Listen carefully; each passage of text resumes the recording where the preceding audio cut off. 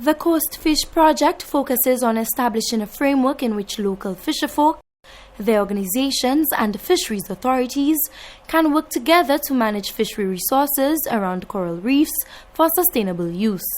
A two-day seminar in St. Lucia, including a tour of the pilot communities of Labrie and Soufriere, was convened to enable stakeholders to compose good co-management practices, define the issues fisherfolk face with marine managed areas, and also clarify the point of encouraging fishers' participation in the pilot activities.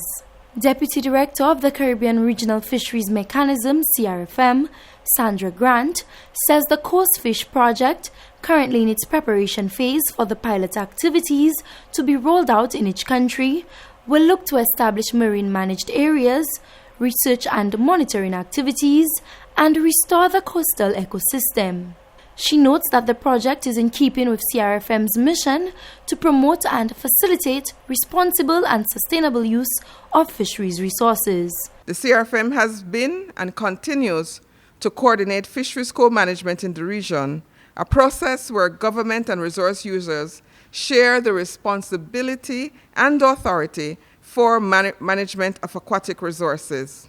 Our commitment to co-management practices and principles is stated in the CRFM Strategic Plan 2022 to 2030, Strategic Objective 1.1D, which states active development and application of co-management and community-based management practices.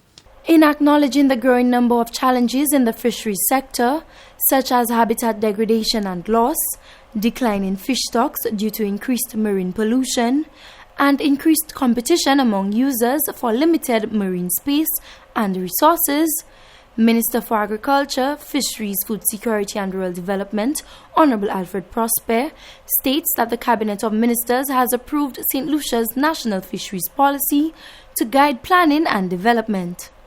Minister Prosper says joint efforts with partner agencies like JICA and CRFM are of paramount importance as it supports the implementation of the strategies outlined in the policy. In order to show sustainable progress over the long term, countries of the region will need to make a concerted effort to collaborate in the management of our valuable marine and coastal resources, taking into consideration the migratory nature of many of our marine resources, our limited financial, human, technical and technological resources, and the added strength of integration and unity among other factors.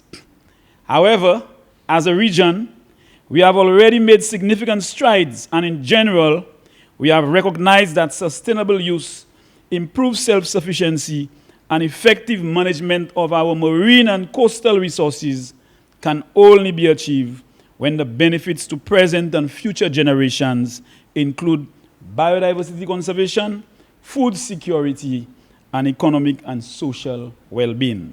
Activities that involve both environmental and resource protection remain a priority for the government of St. Lucia as the Agriculture Ministry moves to encourage improvement in the livelihoods of fisherfolk by promoting sustainable development within the agriculture sector.